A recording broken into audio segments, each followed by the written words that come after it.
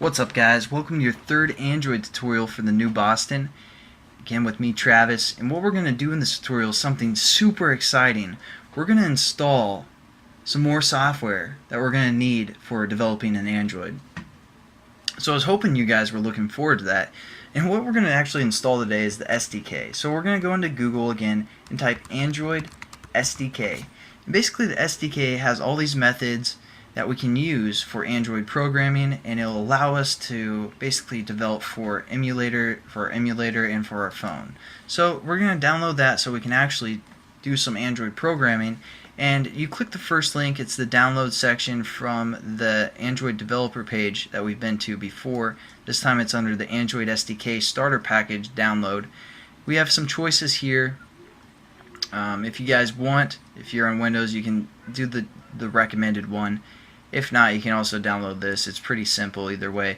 So pick one of your options. Again, for Mac, just click here, and I've already downloaded it. I think it's like 23 megabytes, so it won't take too long, unless if you guys are on dial-up. And if you are, I'm sorry.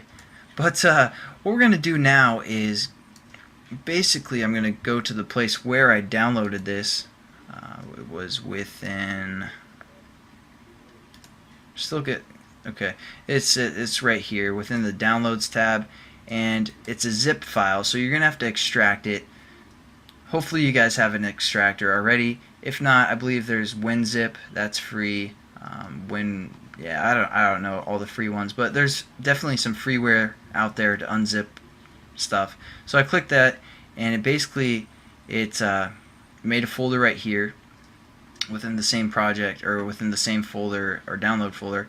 And you want to drag this over to your main hard drive, for example your Macintosh hard drive or your C drive if you guys are on Windows. And as you can see, it's right here. What we're going to do now is open this up, and if you guys are on Windows, there will be something called the Android, what is it called? The SDK Manager, I believe. It's called the SDK Manager. There's a little green logo of the Android mascot for the most part, that little alien looking dude. You want to click on that. As for Macintosh, what you guys want to do is go into your tools and click Android right here.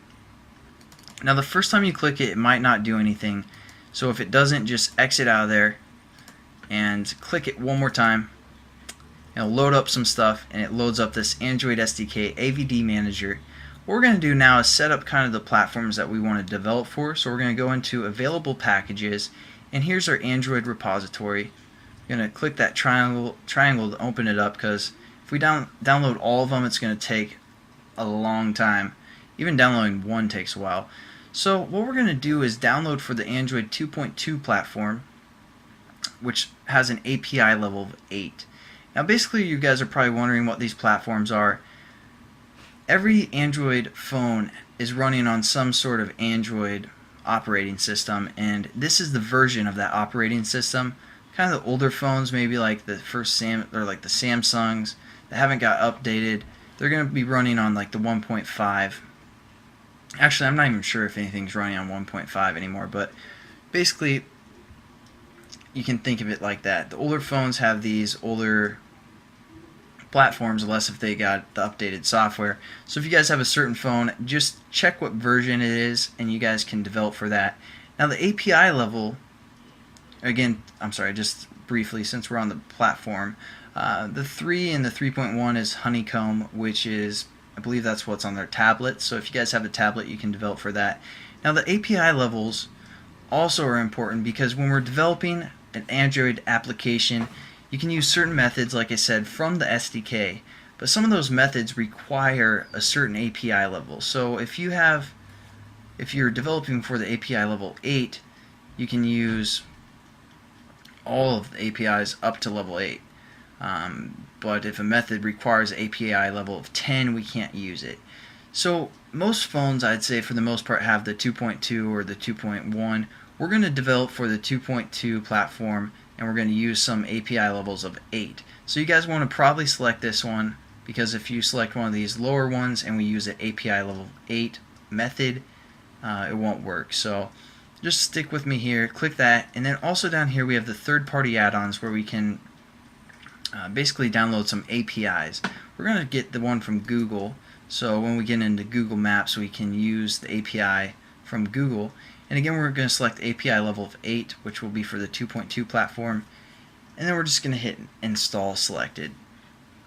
Again, APIs are basically like some resources that we can use when developing our applications. All we have to do is say accept all, install. It's my favorite wrap. Basically, instead of reading Mother Goose to me, I would, my parents wouldn't read me Mother Goose when they were putting me to bed. As a child, they'd just say, accept all, install. What's up, gangster? That's the kind of lullabies they'd sing me. So that just is ingrained in my head. That's what you guys want to do when you're installing software. And now this is going to take a while. Sorry, I'm kind of weird.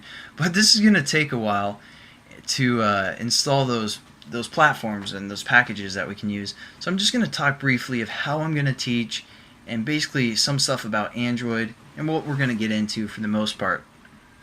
Now, the way I like to teach, or the way I like to learn for the most part, is I like seeing kind of an overview of how things work.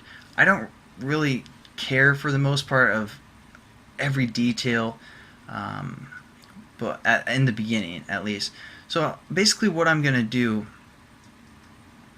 sorry, I'm trying to gather my thoughts here. What I'm going to do is kind of show you guys some of the basics of Android, but we're going to move kind of fast for the first 20 tutorials so you guys kind of see how everything works. You might not realize everything that's going on, but trust me, you'll learn a lot throughout those tutorials. Not like every detail, but after the 20th tutorial we'll kind of go back and redo some of those things that we've done just a little bit differently and introduce some new stuff so that older stuff makes sense and you guys realize what's going on.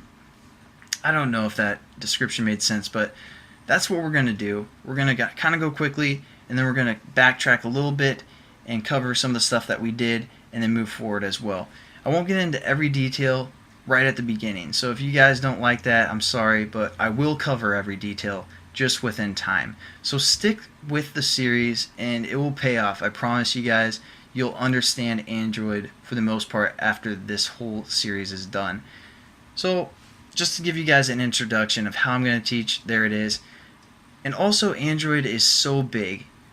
There's so many different programming languages you can use with it, but it's mainly, the main programming language is Java. That's basically how we're going to set up our interface, or our navigation, all that stuff. But you can also use C++, you can also use OpenGL, you can use MySQLite, you can what else? XML. We're going to get into XML. That's easy for the most part. But there's so many programming languages. You can use HTML5 as well when you're developing your application. So it's going to be hard covering all those topics and pretty much everything. So I'm just going to stick with... okay, so this got done installing, so we're just going to hit OK. I'm just going to, cover as much as I can within 200 tutorials.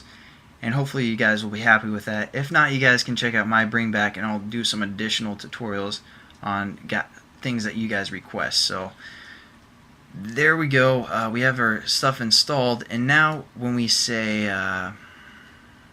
installed packages, we can see some of the options that we downloaded. The other thing we're going to do real quickly is set up the emulator. So we're going to say virtual devices up here and hit new, and we're going to call this one DroidX. Again, this will have to be one word. It can't be two words, just one word. So we're going to have no spaces. And what's our target going to be developing for? We're going to have it developed for the 2.2 platform. And the size is basically a virtual SD card. We're going to say something like 100 megabytes, which is kind of overkill, but we're going to go with it. And then just hit Create AVD Manager. Whoops. And hit OK. And we're done for this tutorial anyways. I'll see you guys in the next one. Have a great day.